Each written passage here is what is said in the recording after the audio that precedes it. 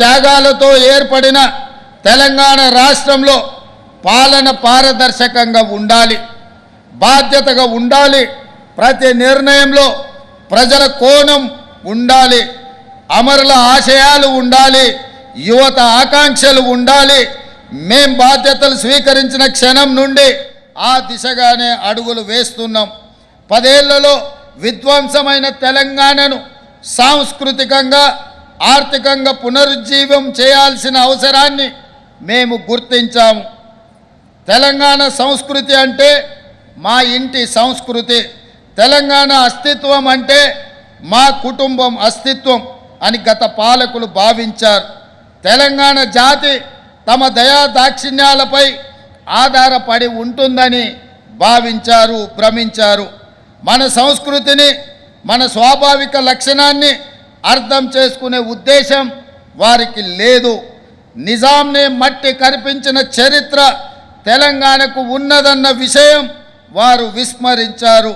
మీ బిడ్డగా తెలంగాణ గుండె చప్పుడు తెలిసిన వాడిగా అధికారంలోకి రాగానే సాంస్కృతిక పునరుజ్జీవనానికి నాంది పలికాము. ఉద్యమ కాలంలో తెలంగాణ ఆకాంక్షలను గలమెత్తి వినిపించిన అందశ్రీ రచించిన జయ జయ హే తెలంగాణ జననీ జయకేతనం గీతాన్ని మన రాష్ట్ర అధికారిక గీతంగా ప్రకటించి తెలంగాణ సాంస్కృతిక పునరుజ్జీవనానికి శ్రీకారం చుట్టినం. తెలంగాణ రాష్ట్ర సంక్షిప్త నామం టీఎస్ నుండి టీజీగా మార్చినం. ఇది కేవలం అక్షర మార్పు కాదు, ప్రజల ఆకాంక్ష తీర్పు.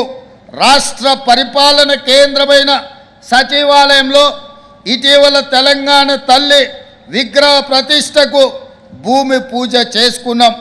డిసెంబర్ 9 నాడు మన తెలంగాణ తల్లి విగ్రహావిష్కరణ అంగరంగ వైభవంగా జరపబోతున్నాం.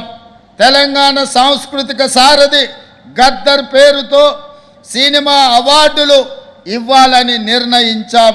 కోటిలోని మహిళా విశ్వవిద్యాలయానికి పోరాట యోధురాలు వీరనారి ఐలమ్మ పేరు పెట్టుకున్నాం. ఇలా ప్రతి ఆలోచనలో తెలంగాణ సాంస్కృతిక పూర్వ వైభవం దిశగా సాగిపోతున్నాం. గత 10 ఏళ్లలో రాష్ట్ర ఆర్థిక వ్యవస్థను కుక్కలు చెంపిన విస్తరిలా తయారు చేశారు. 7 లక్షల కోట్ల అప్పు, ప్రతి నెల 6,500 కోట్ల మేర అసలు వడ్డీ కలిపి బకాయిలు చెల్లించాల్సిన పరిస్థితుల్లో మేం బాధ్యతలు స్వీకరించాం. ప్రజలకు ఇచ్చిన మాట ప్రకారం 6 గ్యారెంటీలను అమలు చేయడం, ఆర్థిక వ్యవస్థను గాడిలో పెట్టడం ఒక సవాలుగా స్వీకరించాం. అప్పుల పునర్వ్యవస్థీకరణ ద్వారా పరిస్థితిని చక్కదిద్దేందుకు శాయశక్తులా ప్రయత్నిస్తున్నాం. ఆదాయ లీకేజీలు అరికట్టాం. కేంద్రం నుండి మన హక్కుగా రావాల్సిన ప్రతి పైసా తెచ్చుకోవడానికి గట్టి ప్రయత్నాలు చేస్తున్నాం. ఈ విషయంలో భేషజాలకు పోకుండా నేనే స్వయంగా పలుసార్లు ఢిల్లీకి వెళ్ళి ప్రధానమంత్రితో సహా కేంద్ర మంత్రులందరినీ కలిసి వినతి పత్రాలు ఇస్తున్నాను. నా ఢిల్లీ పర్యటన మీద కూడా విమర్శలు చేస్తున్నారు. కాలు కదపకుండా ఇంట్లో సేద తీరడానికి నేనేం ఫామ్ హౌస్ ముఖ్యమంత్రిని కాదు, పనిచేసే ముఖ్యమంత్రిని. నా స్వార్థం కోసమో వ్యక్తిగత పనుల కోసమో నేను ఢిల్లీకి వెళ్ళడం లేదు. ఢిల్లీ ఏ పాకిస్తాన్లోనో ఏ బంగ్లాదేశ్లోనో లేదు. ఇది మన దేశ రాజధాని. ఫెడరల్ వ్యవస్థ రాష్ట్రాలకు కేంద్రానికి మధ్య అనేక అంశాలు ఉంటాయి. రాష్ట్రం నుండి మనం పన్నుల రూపంలో కొన్ని లక్షల కోట్ల రూపాయలు కడుతున్నాము. అందులో మన వాటా తిరిగి తెచ్చుకోవడం మన హక్కు. ఆ హక్కుల సాధన కోసం ఎన్నిసార్లైనా ఢిల్లీకి వెళుతాము. ఇటీవల 16వ ఆర్థిక సంఘం ముందు గట్టిగా మన వాదనలను వినిపించాం. కేంద్ర పన్నుల్లో రాష్ట్రాలకు 50% వాటా ఇవ్వాల్సిందేనని డిమాండ్ చేశాము. మన రాష్ట్రాన్ని ప్రపంచ వేదికపై ఫ్యూచర్ స్టేట్గా బ్రాండ్ చేస్తున్నాము. పెట్టుబడుల ఆకర్షణలో ఇదొక వ్యూహాత్మక ప్రయత్నం.